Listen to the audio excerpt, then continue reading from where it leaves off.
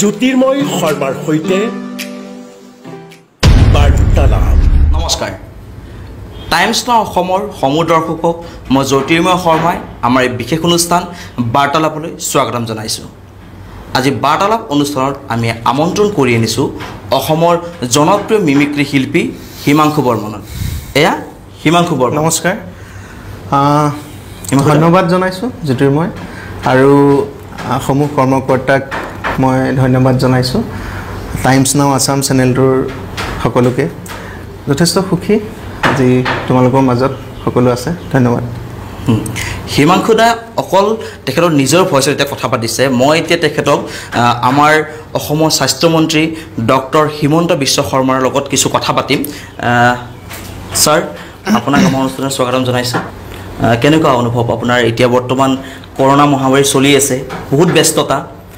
প্ৰতিখন হস্পিটেলত আমি যাব লাগে, ইমান শ শ হাজাৰ হাজাৰ মানুহ কৰোণা পজিটিভ দিনে ওলাই আছে।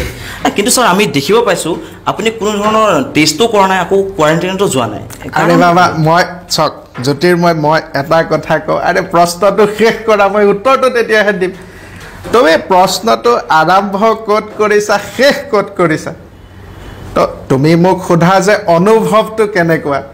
লগে লগে তুমি যদি আকৌ এটা নতুন প্ৰশ্ন কৰা, আৰে বাবা আমিতো মেচিন নহয়। তো মই কওঁ এটা এটাকৈ সুন্দৰভাৱে কৰা। মোৰ হাতত আৰু 20 মিনিট সময় আছে, মই সম্পূৰ্ণ তোমাৰ লগত আছোঁ। দিয়া, আৰম্ভ কৰা। আপোনাৰ অনুভৱ কেনেকুৱা? মোৰ অনুভৱটো, মই সদায় অসমবাসী ৰাইজৰ লগত আছোঁ। তো কিছু কিছু ক্ষেত্ৰত দেখা যায় যে বিৰোধীসকলৰ একাংশ বুলি মই কওঁ, তো একাংশ বিৰোধী পক্ষ আৰু কিছু দল সংগঠনে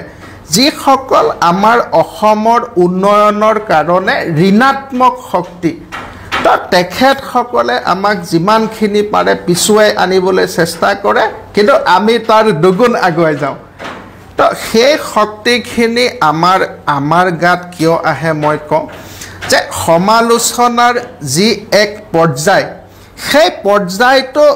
সীমাটো যিদিনাখন চেৰাই পেলাই আমাক নাটক আখ্যা দিয়ে, সেইদিনাখন মোৰ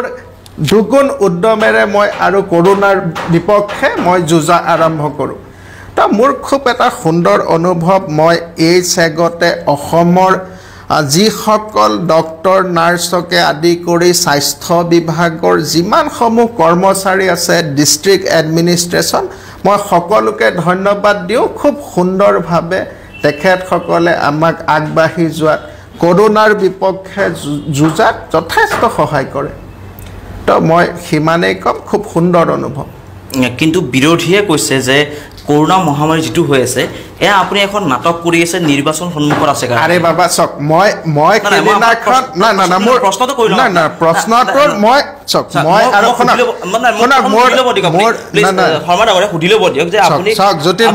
আপুনি কৈছে যে আপুনি 100খন চিট ল'ব যেনেকে নহওক, নিৰ্বাচনলৈ সময় আছে, তেনে আগতে আপুনি কেনেকে ক'ব পাৰিছে যে আপুনি 100খন চিট ল'বই বা 100টা গ'ল দিবই? না চক, আপুনি যদি মোক বেয়া পোৱা কোনোবা এটা চেনেলৰ সাংবাদিকৰ কথা মতে যদি মোক ইয়াতে আনি প্ৰশ্ন কৰিছে, তেন্তে মোৰ কোনো উত্তৰ দিয়াৰ দৰকাৰ নাই। কিন্তু যদি এজন ভাল সাংবাদিক হিচাপে যদি আপুনি মোক সোধে যে 100খন আসন আমি কি ধৰণে পাম,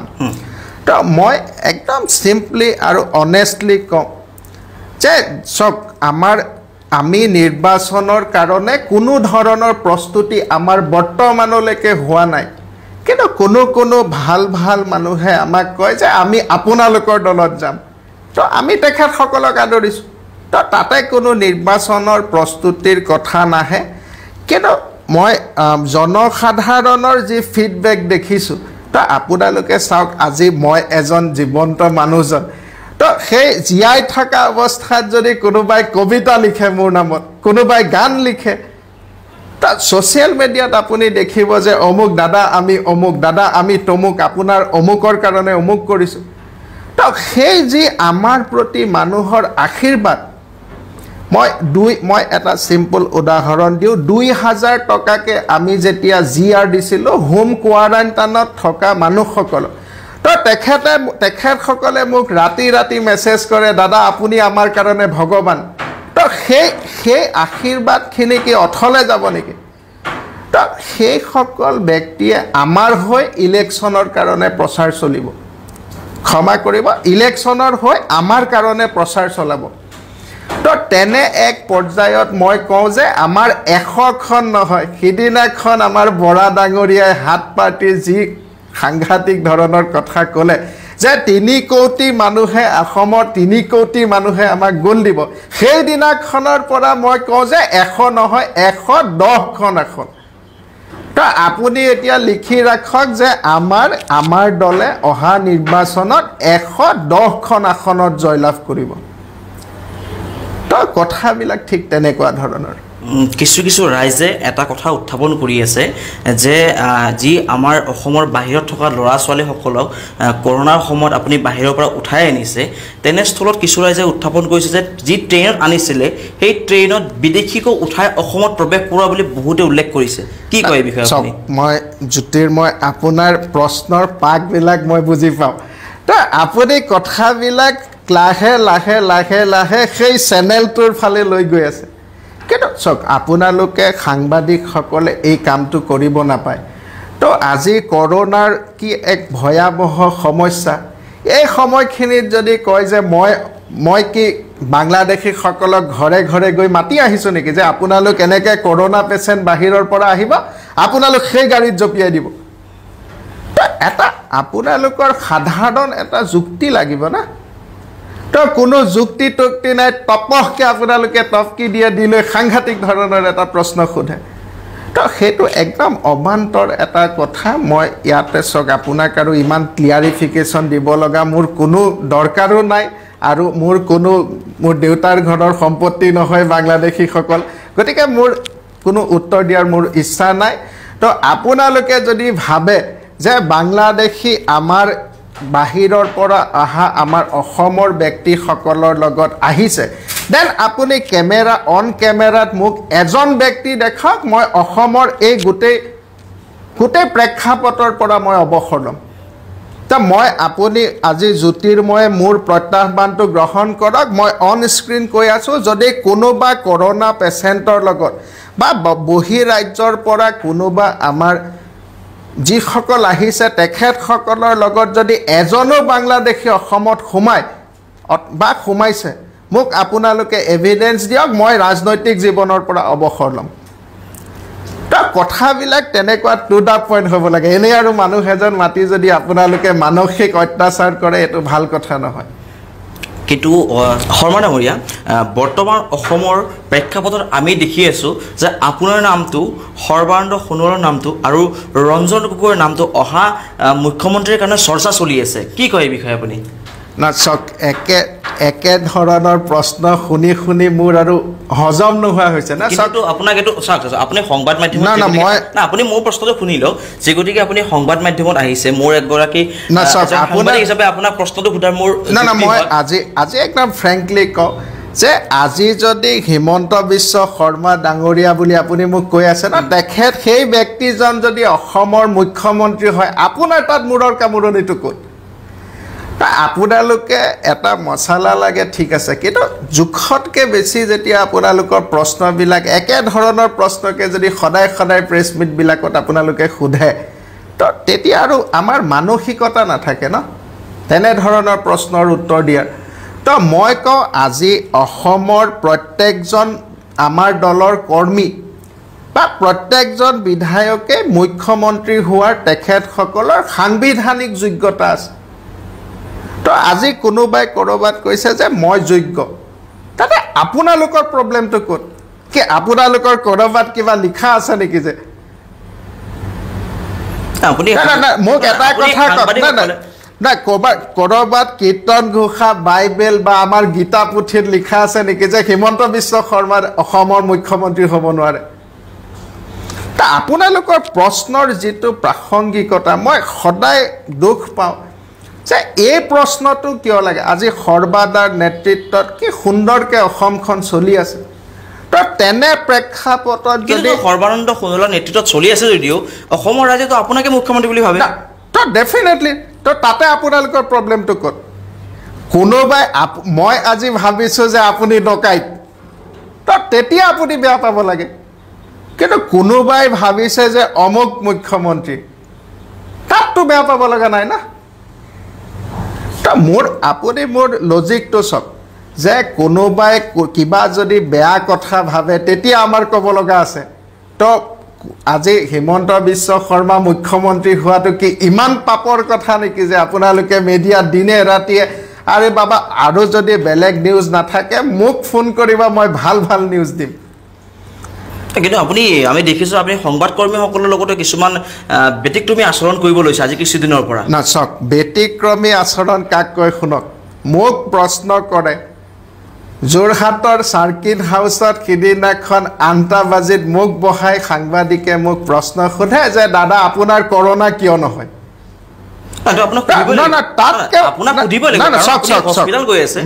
সেইটো কথা নহয় তাতকেও ডাঙৰ প্ৰশ্ন এটা সোধে আপোনাৰ কৰোনা কেতিয়া হ'ব এইটোতো কমেডি হৈ গ'ল না গোটেই কমেডি বুলি চাওক আপোনাৰ কৰোনা কেতিয়া হ'ব অবভিয়াছলি তেখেতে সুধিব কৰোনা মই ডাঙৰ ডাঙৰ হস্পিটেল এইখনতে গৈ আছে নাই চাওক মই এটা কথা কওঁ যে আমাৰ ইয়াতে 10জন মানুহ আছে 5জনৰ কিবা এটা বেমাৰ হ'ল তো আপুনি নৰ্মেলি 6 নম্বৰজনক সুধিব নেকি যে আপোনাৰ বেমাৰটো কিয় নহয় তো সেই ধৰণৰ প্ৰশ্নবিলাকে এটা সাংঘাতিক অবান্তৰ পৰিৱেশৰ সৃষ্টি কৰিছে অসমত আৰু সংবাদ কৰ্মীসকলৰ সেই দায়িত্বটো নহয় তে অসমখনক ধনাত্মক দিশত আগুৱাই নিয়াৰ বাবে সাংবাদিকসকলে দিনে ৰাতিয়ে কষ্ট কৰিব লাগে ভাল ভাল নিউজ দিব লাগে ধনাত্মক কথা বতৰা পাতিব লাগে আপোনালোকৰ আৰু কোন মুখ্যমন্ত্ৰী হ'ব কোনে 3 কোটি গোল দিব তো কাৰোবাৰ কৰোনা কিয় নহয় সেই ধৰণৰ সাংবাদিকতাবিলাক সঁচাকৈ আমাৰ বাবে খুব উদ্বেগজনক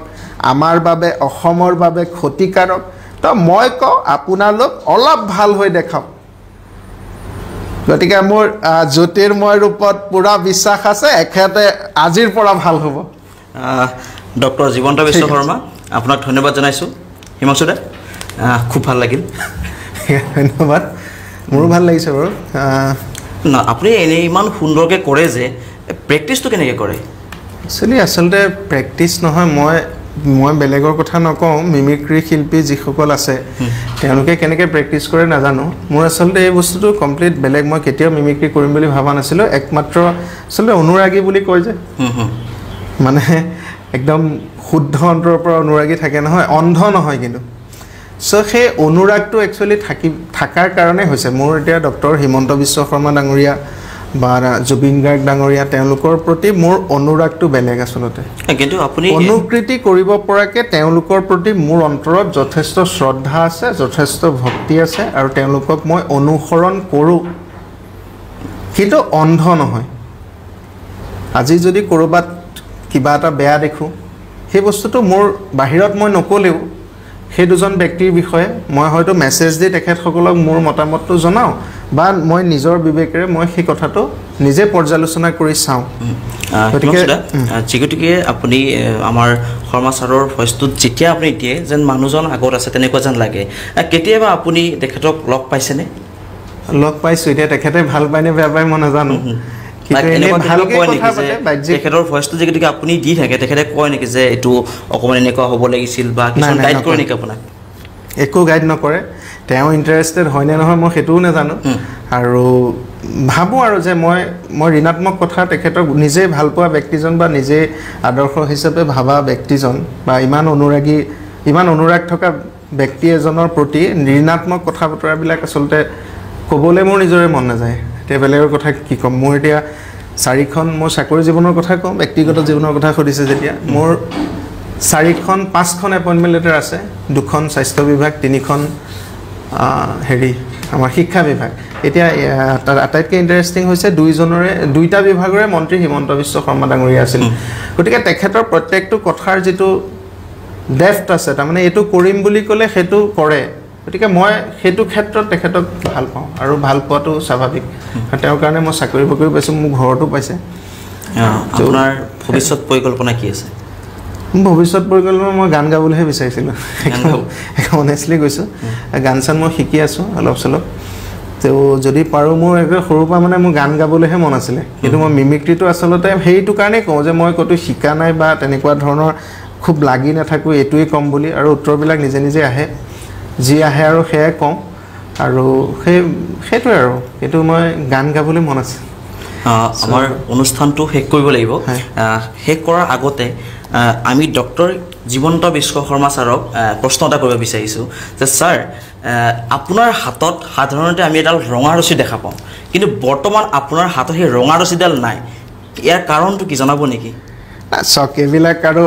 ৰঙা ৰছী কলা ৰছী এইবিলাক মেৰপেচত আপুনি সোমাব নালাগে তো মোৰ কথাটো হয় কি চক কৰোণাৰ কাৰণে আমি যথেষ্ট সাৱধান হৈ আছোঁ তো এই ৰঙা আৰু কলা যি নহওক আমাৰ ৰছীডালতো কেতিয়াবা কৰোণা ভাইৰাছৰ কিছু সংক্ৰমণ হ'ব পাৰে কাৰণ অনবৰতে আমাৰ হাতখন যিহেতু লাগি থাকে তো মই কিছু ক্ষেত্ৰত বিশেষজ্ঞসকলৰ পৰামৰ্শ মতে মই কিছুদিনৰ বাবে মোৰ ধাগাডাল মই অলপ খুলি ৰাখিছোঁ কিন্তু আকৌ লগাম তো তাতকৈ বেলেগ একো নাই কাৰণ বেলেগক সজাগ কৰাৰ আগত নিজে তাৰ উদাহৰণটো দিব লাগিব না তো সিমান এই কথা আৰু তাত আৰু কোনো পলিটিকেল কথা নাই তো আপোনালোকেতো সৰু কিবা এটা পইণ্ট পালে তাতেই খোজ মাৰি ধুনীয়া ধুনীয়া নিউজ কৰি দিয়ে তো মই ইমানেই কওঁ আৰু বিশেষ মোৰ ক'ব লগা নাই ধন্যবাদ হিমাংশু দা আপোনাৰ এই বহুমূলীয়া সময়কণ আমাক দিয়াৰ বাবে টাইমছ নাও অসম পৰিয়ালৰ পৰা আপোনাক অশেষ ধন্যবাদ জনাইছোঁ ধন্যবাদ প্ৰিয় দৰ্শক আজি আমি কথা পাতিলোঁ অসমৰ জনপ্ৰিয় মিমিক্ৰি শিল্পী হিমাংশু বৰ্মনৰ সৈতে অহা খণ্ডত পুনৰ এজন নতুন অতিথি লৈ মই জ্যোতিৰ্ময় শৰ্মাই পুনৰ উপস্থিত হ'ম আমাৰ এই বাৰ্তালাপ অনুষ্ঠানলৈ গতিকে চাই থাকিব টাইমছ নাও অসম যদিহে আপোনালোকে ফেচবুকত চাই আছে আমাৰ পেজটো লাইক কৰিব আৰু যদিহে আপোনালোকে ইউটিউবত চাই আছে আমাৰ চেনেলটো ছাবস্ক্ৰাইব কৰিব আৰু কাষত থকা বেল আইকনটো হিট কৰি দিব ধন্যবাদ শুভৰাত্ৰি